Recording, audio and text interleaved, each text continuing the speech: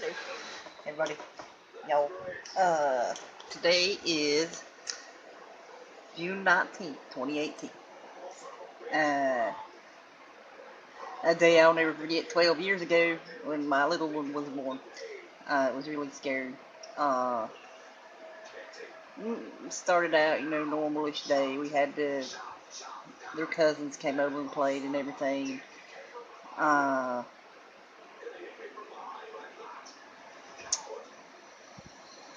uh, I was, doing things it really shouldn't have been doing, like picking up heavy baskets of clothes, wet clothes to hang out, and of course they didn't, uh, you know what I'm saying, anyway. Something I had to be doing this stuff, because no one else was doing it, anyway.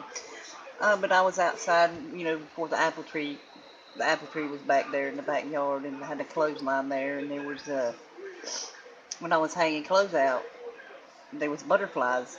They swarmed me. Uh, they they really did. They swarmed me. You can ask my older two. And there I went to go to bed that night to the bathroom and was bleeding really bad. And I was, oh my God, everything turned out okay. But looking back, she could have died. I could have died. You just don't know. But that's a day I will never ever forget.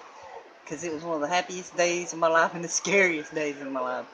Uh, you know, um, but anyway, going back to the butterfly thing, she has a birthmark on the side of her face when she gets out in the sun. You can see it without the sun, but when she gets the sun on her face, it's a butterfly right here on the side of her face. Uh, but yeah, them butterflies was all over me that day when I was hanging the clothes out. And I just wanted to shout out to Ron Swanson as well. They're expecting a baby in October, and she's been having lots of complications and stuff, and is hospitalized and everything. I just, I know everything will work out. Everything will be okay for them. Just send your thoughts and prayers to them. He does the Fox Company prepping, these handmade